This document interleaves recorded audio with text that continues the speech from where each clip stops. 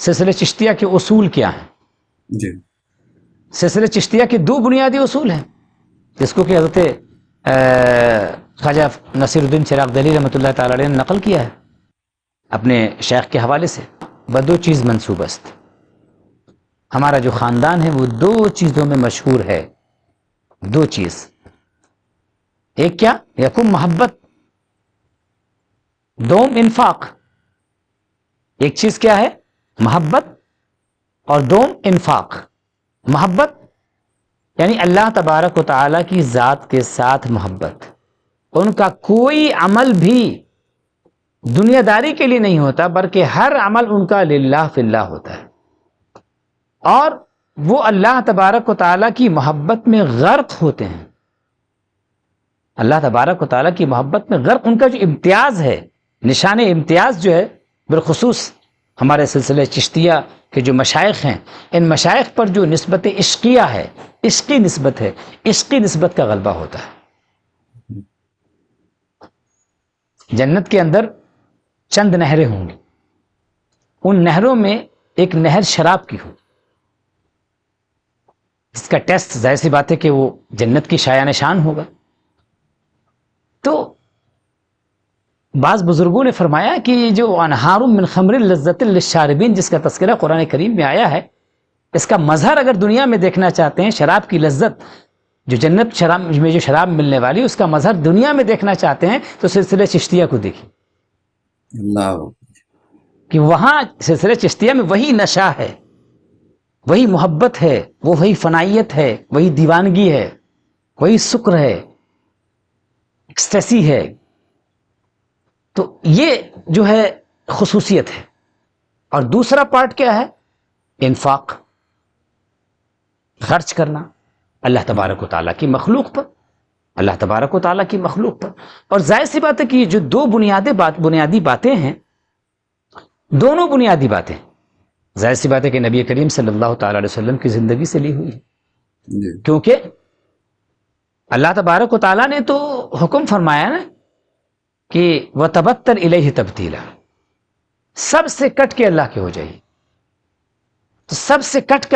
سے کٹ کے انسان اللہ کا کیسے ہوگا؟ جب اس پر محبت غالب ہوگی. وَالَّذِينَ آمَنُوا أَشَدُّ حُبًّا لِلَّهِ، جو ایمان والے ہیں وہ اللہ تبارک و تعالیٰ سے سب سے شدید محبت کرنے والے ہیں. یہ وہ ہے پوائنٹ. اور انفاق کی اگر بات کی جائے، جی اللہ کے راستے میں مال خرچ کرنے کی بات کی جائے، تو ظاہر سی بات ہے کہ نبی کریم صلی اللہ تعالی علیہ وسلم نے جب دین کی تبلیغ کی ابتدا فرمائی ہے، جو اپنے رشتہ داروں کو، قریبی رشتہ داروں کو جو بلایا ہے، جب قرآن کریم نے حکم دیا کہ وانذر عشیرتک الاقربین، اپنے قریبی رشتہ داروں کو اللہ سے ڈرائیے، تو آپ نے سب سے پہلا کام کیا ہے؟ اس کے لیے ٹول کس کو بنایا ہے؟ دین کی تبلیغ کے لیے ٹول آپ نے بنایا ہے انفاق کو، کہ لوگوں کو دعوت پر بلایا تھا آپ نے ان کے لیے کھانے کا انتظام کیا تھا. یہیں سے ہمارے صوفیہ کے یہاں جو ہے کھانے کی روایت چلی ہے، لنگر کی روایت چلی ہے کہ دعوت کے ساتھ ساتھ یہ کھانا، دعوت کے ساتھ کھانا. جہاں ہمارے پاس آئیے، آپ ہم سے ملنے آ رہے ہیں، محبت کا درس لینے آ رہے ہیں، توحید کا درس لینے آ رہے ہیں، تو آپ کے لیے آپ کے کھانے کا بھی انتظام ہو. یہ اس سے کبھی مشائخ کی روایت خالی نہیں رہی. جی تو یہ دو بنیادی اصول ہیں. اب ان دونوں بنیادی اصولوں کو آپ دیکھیں کہ حضرت بابا فرید الدین گنج شکر قدس اللہ سرہ العزیز کی فنائیت کا اور اللہ تبارک و تعالیٰ کی محبت کا یہ عالم تھا کہ خواجہ نظام الدین اولیاء رحمۃ اللہ تعالی علیہ نے بیان فرمایا. حضرت خواجہ نظام الدین اولیاء رحمۃ اللہ تعالی علیہ فرماتے ہیں کہ آپ کی جو حالت تھی وہ یہ ہوتی تھی کہ بسا اوقات میں نے دیکھا، بابا حضرت خواجہ نظام الدین اولیاء رحمۃ اللہ علیہ فرماتے ہیں کہ میں نے دیکھا کہ آپ اپنے کمرے میں موجود ہیں اور ایک رباعی جو ہے فارسی کی دیوانہ وار پڑھ رہے ہیں. رباعی پڑھتے ہیں اور اس کے بعد سجدے میں چلے جاتے ہیں، پھر سجدے سے اٹھتے ہیں اور پھر وہ رباعی پڑھتے ہیں اور پھر دیوانہ وار سجدے میں چلے جاتے ہیں. اور وہ رباعی دراصل کیا تھی؟ وہ ایک فارسی رباعی تھی، لیکن اس رباعی کا اس رباعی میں جو مضمون تھا، وہ مضمون کیا تھا؟ وہ مضمون یہی تھا کہ ان صلاتی و نسکی و محیایا و مماتی للہ رب العالمین، کہ میری نماز، میری قربانی، میرا جینا اور مرنا یہ سب اللہ رب العالمین۔ اس میں مفہوم یہی تھا، میں یہ چاہتا ہوں کہ تیرے لیے جیوں، میں یہ چاہتا ہوں کہ میں تیرے لیے مروں، میری زندگی کا ہر حرکت و عمل وہ تیرے لیے ہو۔ تو ایسی فنائیت جو ہے خواجہ صاحب پر تھی، ایسی نسبت عشقیہ تھی کہ جو نسبت عشقیہ آپ پر چھائی رہتی تھی، اور اکثر اشعار آپ کے اکثر احوال میں، اکثر حالات میں آپ کی آنکھیں ڈبڈبائی رہتی، آنکھوں سے آنسو جاری رہتے، اور جو ہے کوئی بھی اگر اللہ تبارک و تعالیٰ کا ذکر کرتے ہوئے کوئی واقعہ سناتا، کوئی قصہ سناتا، یا کسی بزرگ کے اللہ تبارک و تعالیٰ سے محبت کا کوئی تذکرہ ہوتا، تو آپ جو ہے نعرے مار دیا کرتے تھے۔ ایسی نسبت عشقیہ آپ پر غالب تھی، ایسی نسبت حبیہ آپ پر غالب تھی، یہ اس طرح کی کیفیت تھی۔ اور انفاق کا جو مقصد ہے وہ مقصد کیا ہے کہ لوگوں کے دلوں میں الفت و محبت پیدا کرنا، انسانوں کے درمیان ہم آہنگی پیدا کرنا، امن و سکون کو پھیلانا، رواداری کو پھیلانا، یہ جو میسج ہے، یہ میسج تو پوری زندگی آپ دیتے رہے کہ آپ کا جو مطبخ تھا، میں نے ذکر کیا کہ اس سے جو ہے دیر رات تک مسافر آتے رہتے اور کھانا کھاتے رہتے۔ اب تک چل رہا ہے۔ بالکل، ظاہر سی بات تو چل ہی رہا ہے اور چلتا رہے گا جب تک یہ مشائخ کے سلسلے قائم ہیں، اور یہ سلسلہ چلتا ہی رہے کرتے۔ اور یہ دیکھیے کہ کتنی اہم بات ہے، ایک واقعے سے اندازہ لگائیے، پبلک کے ساتھ آپ کا کنیکشن کیسا تھا، اور آپ کیسے جو ہے آپ نے تصوف کو علماء کے گلیاروں سے نکال کر کے عوام الناس تک پہنچا دیا۔ اور گویا ہم یہ کہہ سکتے ہیں کہ انہوں نے حقیقی معنوں میں جو ہم کہتے ہیں صوفی، تو عام طور سے یہ سمجھا جاتا ہے کہ صوفی کون ہوگا؟ جو بہت پڑھا لکھا انسان ہوگا وہی صوفی ہوگا، یا بہت عبادت و ریاضت کرنے والا انسان ہوگا وہی صوفی ہوگا۔ لیکن انہوں نے تصوف کو ہر پردے میں پہنچا دیا، علماء کے پردے میں بھی تصوف کو پہنچائے، اور جو آپ کی خدمت میں، آپ کی صحبت میں کامن لوگ آتے، جو تجارت کرنے والے لوگ آتے، جو کام کاج کرنے والے لوگ آتے، دیہات کے لوگ آتے، سب سے آپ ایسی باتیں کرتے کہ ان میں سے جو جہاں ہوتا، ایک لوہار ہے وہ بھی آپ کی صحبت میں آ رہا ہے، تو اس سے ایسی بات ہو رہی ہے کہ وہ لوہاری کرتے ہوئے بھی اس کا تعلق اپنے رب سے مضبوط کرے۔ ایک کسان آپ کی خدمت میں آ رہا ہے تو وہ اپنی کسانی کرتے ہوئے، کھیت کو جوتتے ہوئے بھی اپنا تعلق اپنے رب کے ساتھ مضبوط کر لے رہا ہے، وہ بھی تصوف کی راہ پر گامزن ہو جا رہا ہے۔ یعنی گویا تصوف یہ خاص لوگوں کی چیز نہیں رہ گئی، بلکہ اس کو آپ نے پاپولرائز کر دیا، اس کو آپ نے جو ہے کامن لوگوں تک پہنچا دیا، اور یہ بتا دیا کہ گویا ہر انسان from the ivory tower to the public square. جی بالکل بالکل بالکل بالکل بالکل، یہ سب سے بڑا ایک ریولوشن ہے جو آپ لے کر کے آئے ہیں، اور یہ ریولوشن اس لیے ممکن ہو سکا کیونکہ آپ نے دلی چھوڑ دیا، دلی کو چھوڑ کر کے آپ اجودھن پہنچ گئے۔ دلی میں رہتے تو یہ وہ بات، چونکہ وہ شہر تھا، اور شہر میں کیا ہے کہ ایک خاص طبقہ رہتا ہے، اور پبلک سے کنیکٹ ہونا بھی آسان نہیں ہوا کرتا ہے۔ اور تو میں عرض کر رہا تھا کہ ایک واقعے سے اندازہ لگائیے کہ پبلک کے ساتھ آپ کا تعلق کتنا مضبوط تھا، اور لوگوں کے حوالے سے آپ کے دل میں کیسی محبت تھی، اور آپ کا مشن کیا تھا، وہ مشن بھی کتنا عوامی مشن تھا آپ کا، اس کا اندازہ لگایا جا سکتا ہے کہ کوئی شخص آپ کی خدمت میں قینچی لے کر کے آیا، قینچی آپ کو گفٹ کیا، تو بابا صاحب نے فرمایا کہ مجھے قینچی نہ دو، بلکہ مجھے سوئی لا کر کے دو،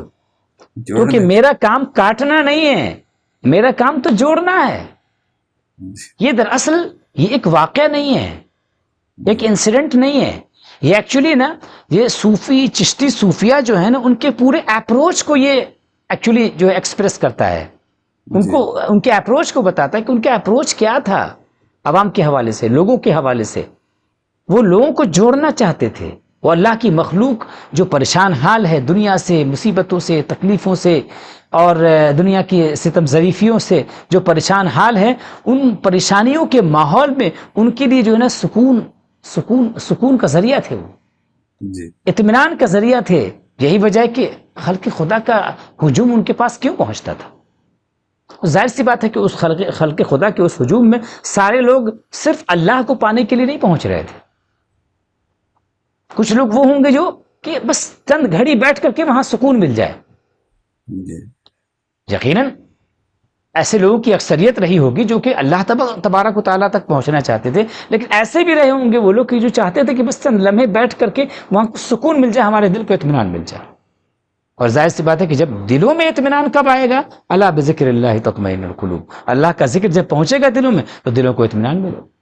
اور جب اللہ کا ذکر دل میں اترے گا تو انسان اللہ تبارک و تعالیٰ کا بندہ بن جائے گا، اللہ والا بن جائے گا اور صوفی بن جائے گا. تو حضرت بابا فرید الدین گنج شکر رحمۃ اللہ تعالیٰ علیہ کی جو ہے نا وہ سلسلہ چشت کو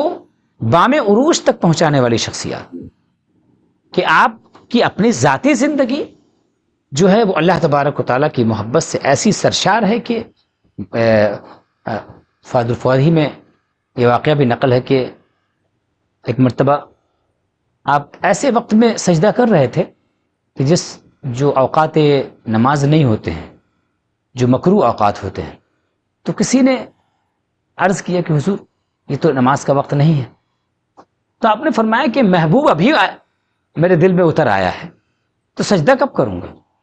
بھائی محبوب کا دیدار جب ہو جائے گا اسی وقت تو انسان سجدے میں گر جائے گا، وہ پھر اس وقت تھوڑی دیکھے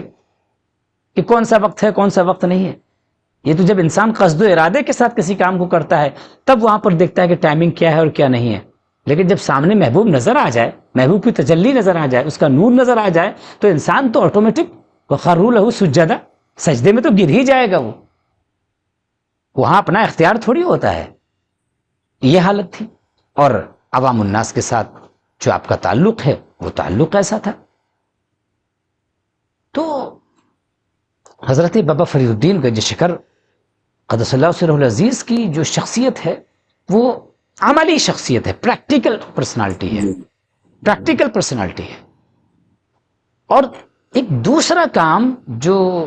بابا فرید الدین گنج شکر رحمۃ اللہ علیہ نے کیا ہے وہ کیا ہے، جس سے کہ پوری دنیا میں سلسلہ چشتیہ کا فیضان عام ہو گیا ہے، وہ ہے خلفاء کی تیاری، اپنے جانشینوں کی تیاری. جی کہ آپ نے بہت سارے خلفاء تیار کیے، جس میں کہ آپ کے داماد حضرت خواجہ بدر الدین اسحاق بھی تھے اور حضرت جمال الدین ہاشمی بھی تھے، جن کے بارے میں کہا جاتا ہے کہ جب تک وہ آپ کسی اور کو خلافت دیتے تھے تو ان کے پاس بھیجتے تھے، جمال الدین ہاشمی کے پاس. اگر وہ سرٹیفائی کرتے تھے تو اس کی خلافت سرٹیفائی ہوتی تھی. یعنی اتنا ایسا مقام و مرتبہ ان کو حاصل تھا بابا صاحب کی خدمت میں، ان کے دربار میں. یہ بھی آپ کے خلفاء تھے. اور بالخصوص اللہ تبارک و تعالیٰ نے جو برکت حضرت خواجہ نظام الدین اولیاء قدس اللہ سرہ العزیز، حضرت خواجہ صابر کلیری قدس اللہ سرہ العزیز کی شخصیت کے ذریعے سے کی ذات میں جو برکت اللہ تبارک و تعالیٰ نے رکھی، کہ بالخصوص حضرت خواجہ نظام الدین اولیاء رحمۃ اللہ علیہ ایک دم آخری خلیفہ ہیں، آخری عمر کے خلیفہ ہیں.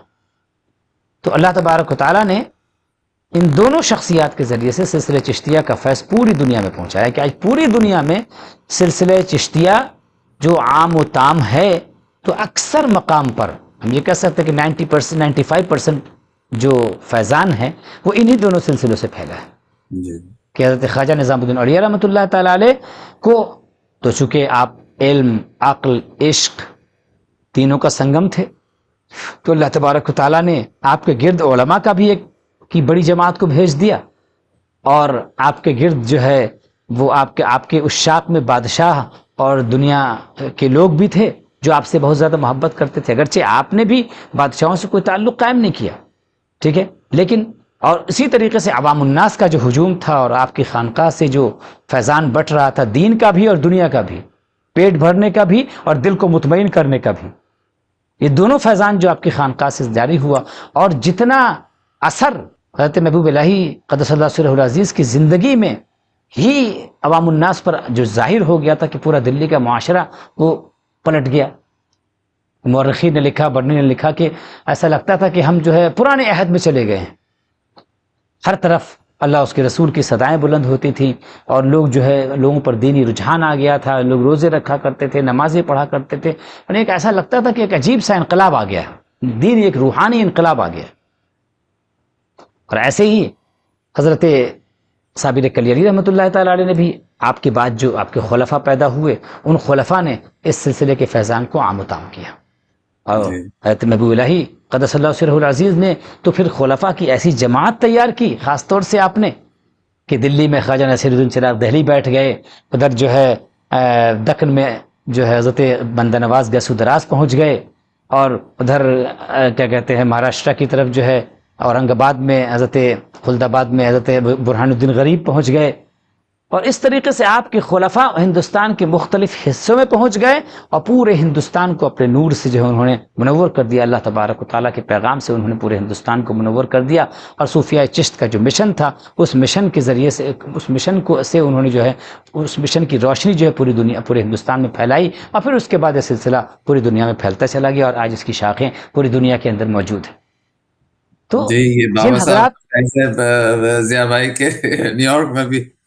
جی بابا یہ صاحب فیضان ہی تو ہے، کیوں نہیں فیضان ہے، بہت بڑا فیضان ہے، جی بہت بڑا فیضان ہے یہ، کہ تو حضرت بابا فرید الدین گنج شکر رحمۃ اللہ تعالی علیہ کے بارے میں جن لوگوں نے یہ بات کہی ہے کہ وہ آدم ثانی ہے سلسلہ چشتیہ کے، ایک جملے میں بڑی جامع بات کہہ دی گئی ہے، جی ایک جملے میں بڑی جامع بات کہہ دی گئی کہ جیسے حضرت نوح کو جو ہے آدم ثانی کہا جاتا ہے، ویسے سلسلہ چشتیہ کے لیے حضرت بابا فرید الدین گنج شکر کی شخصیت جو ہے وہ آدم ثانی کی ہے، جی اور جتنا فیضان آپ کی ذات سے پہنچا ہے یقیناً، اور حضرت خواجہ نظام الدین اولیاء رحمۃ اللہ تعالی علیہ کو جتنی عقیدت تھی اس کی کتنا چرچا رہا ہوگا، کتنا شہرہ رہا ہوگا، اس کا اندازہ لگائیے کہ سلطان نظام الدین اولیاء رحمۃ اللہ تعالی علیہ دلی میں ہیں، بلکہ بچپن میں جب وہاں ہیں کیا کہتے ہیں بدایوں میں ہیں، تبھی سے آپ نے نام سننا شروع کر دیا تھا بابا فرید کا، کتنا اس زمانے، جبکہ ایسا نہیں کہ آج کی طرح سے کمیونیکیشن کی سہولیات تھی، کنیکٹیوٹی کی سہولیات تھی، لیکن کیسے اللہ تعالیٰ نے لوگوں کے دلوں میں ان کی محبت کو پہنچایا تھا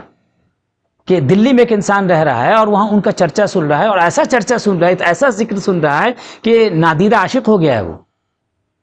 بغیر دیکھے ہی عاشق ہو گیا ہے۔ تبھی تو محبوب الہی رحمۃ اللہ علیہ کے اندر بہت زیادہ وارفتگی تھی، بلکہ وہ حضرت بابا فرید الدین کے نام کا ورد کیا کرتے تھے،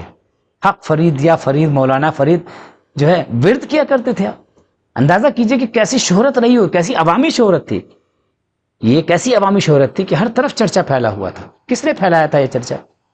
یہ چرچا دراصل اسی آیت کریمہ کا اظہار تھا جس کی میں نے تلاوت کی کہ ان الذین آمنوا وعملوا الصالحات سیجعل لهم الرحمن ودا، جو بھی ایمان لاتا ہے اور عمل صالح کرتا ہے تو اللہ تبارک و تعالیٰ اس کی محبت کے لوگوں کے دلوں میں ڈال ہی دیتا ہے۔